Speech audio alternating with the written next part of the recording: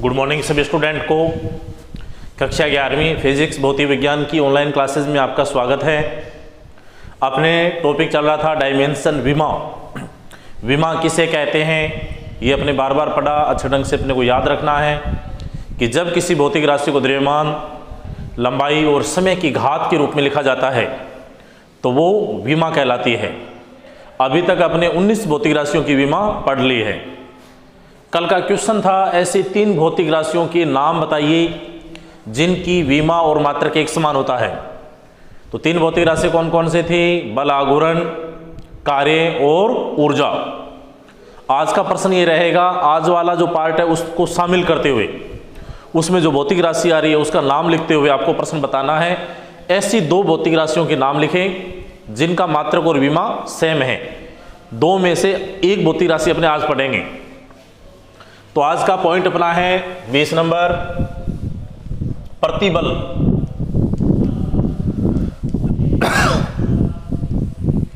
प्रतिबल क्या है? सबसे पहले अपन इसकी परिभाषा लिखेंगे। जैसे मान लो मेरे पास ये डस्टर है, इस पर मैं बल लगा रहा हूं, क्या इसके रूप में, इसके आकार में परिवर्तन हो रहा है? नहीं हो रहा है। तो जब किसी वस्तु पर बल लगाया जाता है एकांक क्षेत्रफल पर, तो उस पर लगने वाले आंतरिक प्रतिक्रियात्मक बल को, अंदर से जो बाहर की ओर बल लग रहा है वो क्या कहलाएगा? प्रतिबल कहलाएगा।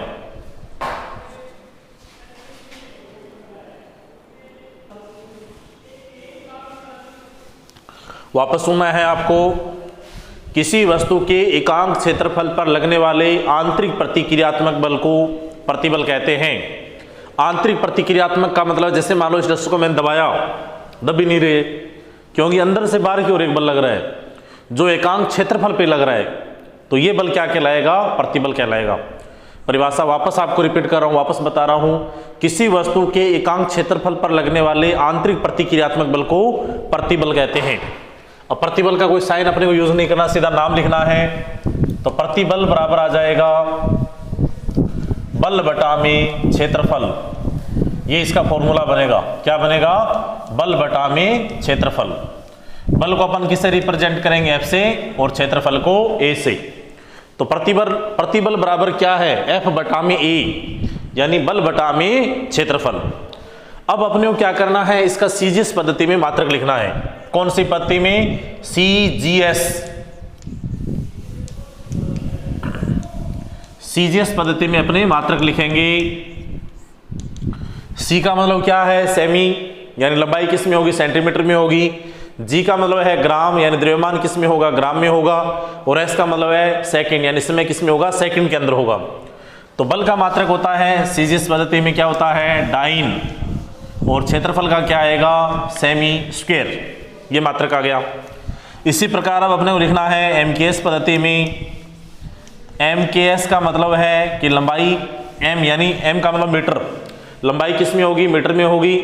के का मतलब किलोग्राम, यानी द्रव्यमान किस में होगा? किलोग्राम में होगा। और एस का मतलब है सेकंड, यानी समय किस में होगा? सेकंड में होगा। तो एमकेएस पद्धति में अपने इसका मात्रक निकालेंगे। तो मात्रक आएगा, डाइन के स्थान पे क्या आ जाएगा? न्यूटन। और सेमी के स्थान पे क्या आ जाएगा? Metre square. ये मात्रक आ गया। न्यूटन बटा मीटर स्क्वायर पहले भी अपने मात्रक लिखा है। किसका लिखा है? दाब का। और उसको एक नाम दिया था अपने पास्कल, लेकिन वो सिर्फ दाब के लिए ही रहेगा, पास्कल। यानी दाब का एसआई पद्धति मात्रक क्या होगा? न्यूटन बटा मीटर स्क्वायर या पास्कल। लेकिन प्रतिबल का मात्रक क्या होगा? केवल और केवल न्यूटन बटा में मीटर स्क्वायर, पास्कल नहीं होगा। अब अपने इसकी विमा निकालते हैं। विमा किसकी है? प्रतिबल की है। प्रतिबल बराबर क्या है? बल बटा में क्षेत्रफल। तो बल की विमा क्या होगी? M1 L1 T-2 बटा में M0 L2 T0। L2 है, L2 को ऊपर ले जाएंगे, माइनस में हो जाएगा। तो ये आएगा M1 L-1 और T-2। ये विमा आ जाएगी बहुत ही आसान सी। M1 L-1 T-2। इसको आप नोट कर लें अच्छे ढंग से।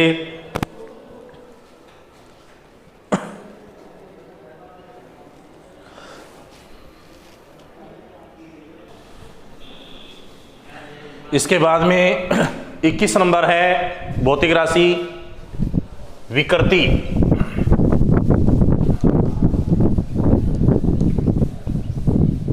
इसका भी कोई साइन नहीं है, नाम अपने को लिखना है विकृति। अब विकृति क्या होती है, बिल्कुल सिंपल। जैसे मान लो एक डायग्राम बना रहा हूं मैं, मेरे पास एक वायर है, तार है, स्प्रिंग हो सकता है। स्प्रिंग इस प्रकार से है, इस स्प्रिंग की जो लेंथ है, लंबाई है, वो है कैपिटल एल। ये प्रारंभिक लंबाई है यहां से लेकर यहां तक। जैसे अपने क्या करेंगे, स्प्रिंग पर यहां पर भार लटका देंगे। क्या लटका देंगे, भार। जैसे अपने W भार लटकाएंगे तो स्प्रिंग की लंबाई में वृद्धि हो जाएगी। ये लंबाई कितनी थी, कैपिटल एल। लंबाई में वृद्धि कितनी हो गई, स्मॉल एल। तो विकृति की डेफिनेशन क्या है, किसी वस्तु की लंबाई में वृद्धि और प्रारंभिक लंबाई का जो अनुपात होगा वो विकृति कहलाएगा। किसी वस्तु की लंबाई में वृद्धि और प्रारंभिक लंबाई का जो अनुपात है वो क्या कहलाएगा, विकृति कहलाएगा। तो सूत्र क्या बन जाएगा, फॉर्मूला बनेगा विकृति बराबर लंबाई में वृद्धि बटा में प्रारंभिक लंबाई। ये फॉर्मूला बन जाएगा। लंबाई में वृद्धि कितनी है, स्मॉल एल। प्रारंभिक लंबाई कितनी है, कैपिटल एल। इसको अपन ये भी लिख सकते हैं एल बटा में एल। अब अपने इसका मात्रक निकालना है। पहले निकालेंगे अपने सीजीएस पद्धति में। तो लंबाई में वृद्धि, लंबाई का मात्रक होता है सीजीएस में सेंटीमीटर। प्रारंभिक लंबाई यानी सेंटीमीटर, ये कैंसिल हो जाएगा तो मात्रक नहीं आएगा। वे भौतिक राशियां जिनका मात्रक नहीं होता है क्या कहलाती है, मात्रकहीन कहलाती है।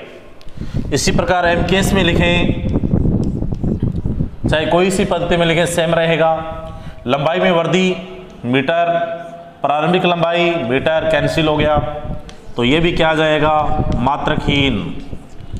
यानी विकृति कैसी राशि है, मात्रकहीन है, इसका कोई मात्रक नहीं होता है। अब अपने इसकी विमा निकालें। विमा निकालने का तरीका वही सेम रहेगा। सबसे पहले अपने भौतिक राशि का नाम लिखेंगे।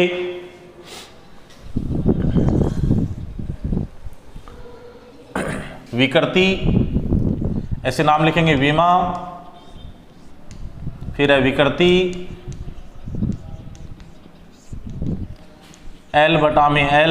लंबाई की विमा होगी m0 L1 T0 बटा में फिर लंबाई m0 L1 T0। अगर अपने L1 को ऊपर ले जाएं तो ये माइनस में हो जाएगा और विमा आएगी इसकी m0 L0 T0। कैसी राशि है, विमाहीन है। कैसी है, विमाहीन, यानी इसकी विमा नहीं होगी। तो विकृति कैसी राशि है, मात्रकहीन है और कैसी है, विमाहीन है। इसको आप नोट कर लें।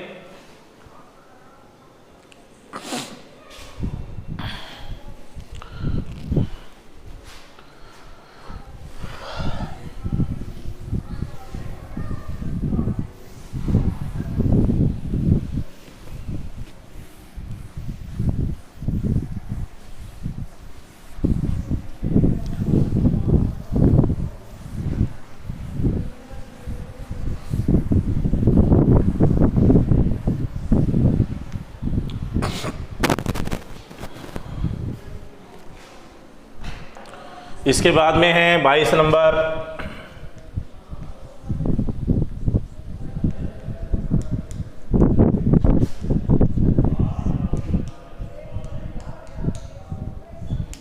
प्रत्यास्थता गुणांक। बहुत ही आसान सा है। प्रत्यास्थता गुणांक, दो भौतिक राशि अपने पढ़ कराए हैं, प्रतिबल और विकृति। तो प्रतिबल और विकृति का जो अनुपात होगा वो प्रत्यास्थता गुणांक कहलाता है। सिंपल सा फॉर्मूला अपने को याद रखना है कि प्रतिबल और विकृति का जो अनुपात है वो क्या कहलाएगा, प्रत्यास्थता गुणांक।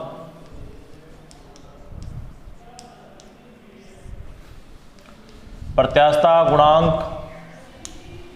बराबर होगा प्रतिबल बटा में विकृति।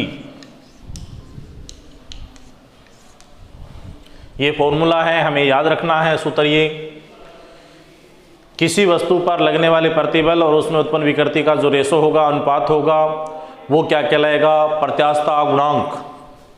अब अपने इसका सीजीएस पद्धति मात्रक निकालेंगे, सीजीएस पद्धति में। तो प्रतिबल का मात्रक क्या होता है? डाइन बटा में सेमी स्क्वायर। विकृति का कोई मात्रक नहीं है, इसलिए मात्रक क्या रहेगा? डाइन बटा में सेमी स्क्वायर ही रहेगा। उसके बाद एमकेएस में लिखें तो एमकेएस में क्या आ जाएगा? न्यूटन बटा में मीटर स्क्वायर। अब इसके बाद अपने इसकी विमा निकालें। नाम लिख देंगे ऐसे, विमा। विमा अपने किसकी निकाली है? प्रत्यास्थता गुणांक की निकाल रहे हैं। मात्रक क्या बना है? न्यूटन बटा मीटर स्क्वायर। बहुत ही सिंपल। तो यहां पर विमा लिख देंगे अपने m1 L1 T-2 बटा में m0 L2 T0। बटा वाली राशि को ऊपर ले जाएंगे, माइनस में हो जाएगा, तो विमा आएगी m1 L-1 T-2। तो ये थे आज के 3 प्रश्न, 3 अलग अलग भौतिक राशियां जिनकी विमा और मात्रक अपने निकाला है। प्रतिबल, विकृति और प्रत्यास्थता गुणांक। प्रतिबल और विकृति परिभाषा आपको याद रखनी है। प्रत्यास्थता गुणांक ऑटोमेटिक इनसे संबंधित है तो याद रह जाएगा। आज का क्वेश्चन है, आज वाले पॉइंट में से ऐसी 2 भौतिक राशियों के नाम लिखें। आज वाले पार्ट को शामिल करते हुए ऐसी 2 भौतिक राशियों के नाम लिखें जिनका मात्रक और विमा एक समान है। तो आज का टॉपिक यहीं पर खत्म। कमेंट करना है आपको जो क्वेश्चन पूछा गया है, अच्छे ढंग से पढ़ना है। थैंक यू, धन्यवाद।